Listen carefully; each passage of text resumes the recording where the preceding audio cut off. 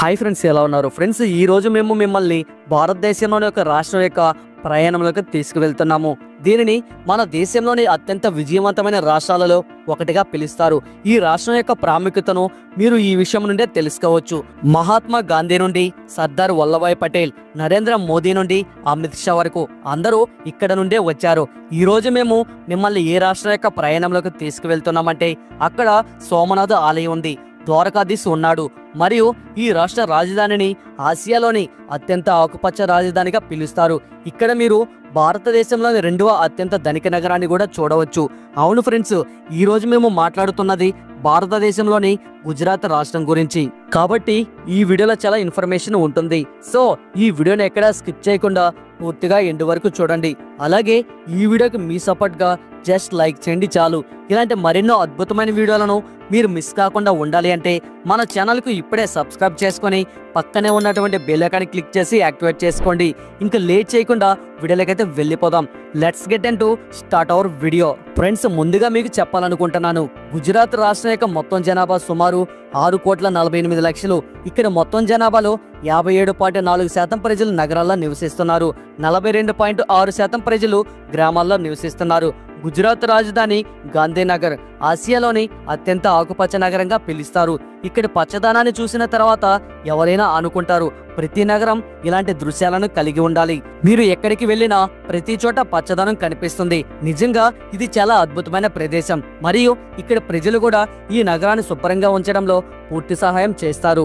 గుజరాత్ ఒక చారిత్రక రాష్ట్రం. మీకు తెలిసి ఉంటుంది, భగవాన్ శ్రీకృష్ణుడి జన్మస్థలం ద్వారకా మరియు సుధామ జన్మస్థలం పోర్బందర్. ఈ రెండు నగరాలు గుజరాత్ రాష్ట్ర సరిహద్దుల్లో ఉన్నాయి. అంతేగాక గుజరాత్ సింధు నాగరికతతో సంబంధం కలిగిన పురాతన స్థలాలతో నిండి ఉంది. గుజరాత్ సింధు నాగరికత యొక్క లోతల్, ధోలవీర మరియు రోజ్కా వంటి అనేక ముఖ్యమైన నగరాల కేంద్రంగా ఉంది. భారతదేశంలో మొదటి ఓడరేవు లోతల్లో స్థాపించబడింది, మరియు మధ్యయుగంలో సూరత్ ఓడరేవు భారతదేశంలో అత్యంత ముఖ్యమైన ఓడరేవుగా ఉండేది. ఈ ఓడరేవు ద్వారా చాలా వ్యాపారాలు జరిగేవి. ఇప్పటి వరకు 50% కంటే ఎక్కువ పురాతన నగరాల శిథిలాలను తవ్వితీశారు. గుజరాత్ అనేక మహాపురుషులకు జన్మనిచ్చింది. వారిలో రాష్ట్రపిత మహాత్మా గాంధీ, ఐరన్ మ్యాన్ సర్దార్ వల్లభాయ్ పటేల్ మొదలైన వారు ఉన్నారు. దేశం యొక్క ప్రస్తుత ప్రధానమంత్రి నరేంద్ర మోదీ గుజరాత్ నుండి వచ్చారు. ప్రధానమంత్రి పదవిని చేపట్టే ముందు ఆయన గుజరాత్ ముఖ్యమంత్రిగా పనిచేశారు. ఈ రోజు మోదీ గారి అభిమానులు దేశంలోనే కాకుండా విదేశాల్లో కూడా ఉన్నారు. గుజరాత్ భారతదేశంలో అతి తక్కువ నిరుద్యోగ రేటు కలిగిన రాష్ట్రం. 2017 గణాంకాల ప్రకారం 8.2% ప్రజలు మాత్రమే నిరుద్యోగులుగా ఉన్నారు. గుజరాత్ విద్యుత్ ఉత్పత్తి, బొగ్గు, గ్యాస్, అణుశక్తి మరియు ఇతర రంగాల్లో 2వ స్థానంలో ఉంది. వ్యాపారం గుజరాతీ ప్రజల జీవనాధారం. ధీరుభాయ్ అంబానీ నుండి రతన్ టాటా వరకు ప్రపంచవ్యాప్తంగా పేరుగాంచిన వ్యాపారవేత్తలు గుజరాత్ నుండి వచ్చారు. గుజరాతీల రక్తంలో వ్యాపారం ఉందని చెప్తారు. ఇక్కడ పిల్లలకు కూడా ₹1 విలువ ఎంతో తెలుసు. చదువు విషయంలో కూడా గుజరాత్ చాలా ముందుంది. ఒక సర్వే ప్రకారం గుజరాత్లో చదువు సౌకర్యాలు భారతదేశంలోని అనేక రాష్ట్రాల కంటే చాలా మెరుగ్గా ఉన్నాయి. ఫ్రెండ్స్, గుజరాత్ చాలా అభివృద్ధి చెందిన రాష్ట్రం. మీరు గుజరాత్కు వెళ్ళినప్పుడు ఇది ఎంతో ప్రత్యేకమైనదని మీకు తెలుస్తుంది. ఇక్కడ రోడ్లు, విద్యుత్ సౌకర్యాలు అన్ని అత్యుత్తమంగా ఉంటాయి. చాలా సంవత్సరాల నుండి ఇక్కడ అన్ని ప్రాథమిక సౌకర్యాలు అందుబాటులో ఉన్నాయని చెప్తారు. ఇక్కడ నగరాలు శుభ్రంగా ఉంటాయి, ఎందుకంటే ఇక్కడ ప్రజలకు చెత్త వేయడం అలవాటు లేదు. గుజరాత్ రైల్వే స్టేషన్లు కూడా చాలా శుభ్రంగా, అందంగా మరియు అత్యుత్తమంగా ఉంటాయి. అంతేకాకుండా గుజరాత్ భారతదేశంలో అత్యంత సురక్షితమైన రాష్ట్రం. ఇక్కడ నేరాలు దాదాపు లేవని చెప్పవచ్చు. అవును, రాత్రి వేళలో కూడా అమ్మాయిలు రోడ్లపై సులభంగా తిరుగుతూ కనిపిస్తారు. అత్యంత గొప్ప విషయం ఏమిటంటే గుజరాత్ భారతదేశంలో మద్యం పూర్తిగా నిషేధించబడిన మొదటి రాష్ట్రం. ఇక్కడ ఎవరు మద్యం లేదా ఏదైనా మత్తు పదార్థాలను సేవించలేరు. ఈ కారణంగా దీనిని డ్రై స్టేట్ అని కూడా పిలుస్తారు.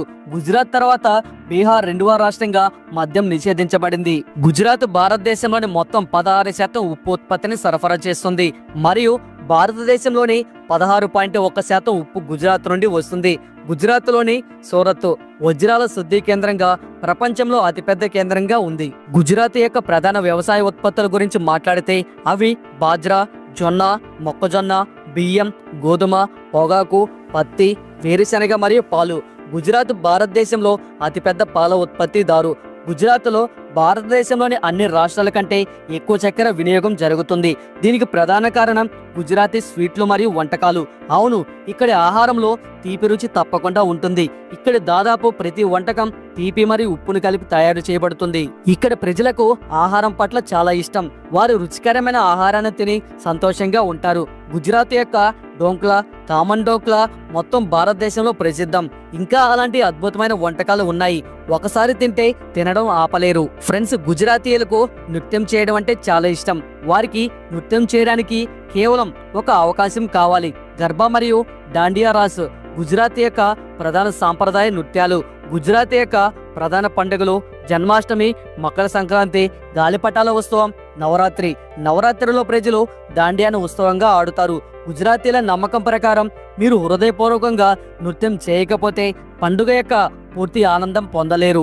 ఇప్పుడు మేము మిమ్మల్ని గుజరాత్ పర్యటనలో తిరిగే ప్రదేశాలను చూపిస్తాము.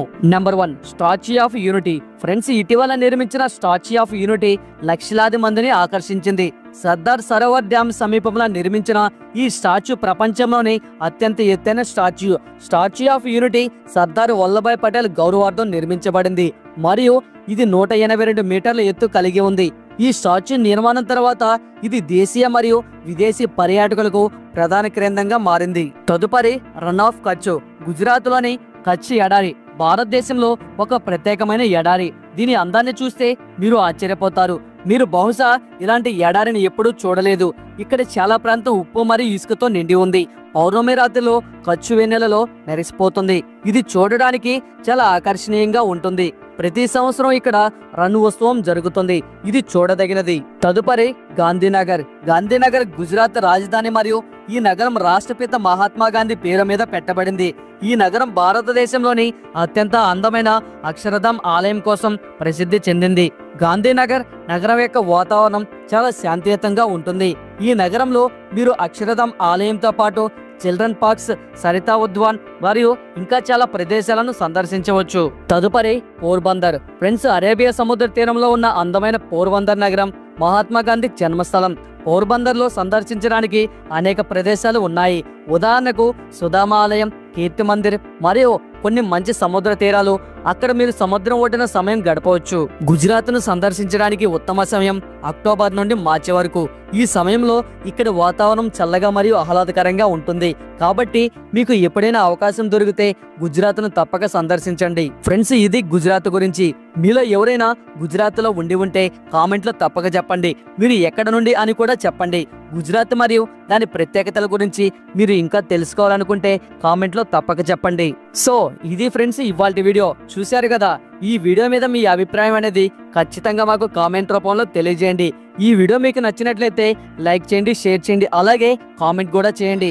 మన ఛానల్ ఫస్ట్ టైం చూస్తున్నట్లయితే ఈ ఛానల్ కు ఇప్పుడే సబ్స్క్రైబ్ చేసుకొని పక్కనే ఉన్నటువంటి బెల్ ఐకాన్ క్లిక్ చేసి యాక్టివేట్ చేసుకోండి. Thanks for watching. నెక్స్ట్ వీడియోలో మళ్ళీ కలుసుకుందాం. జై హింద్.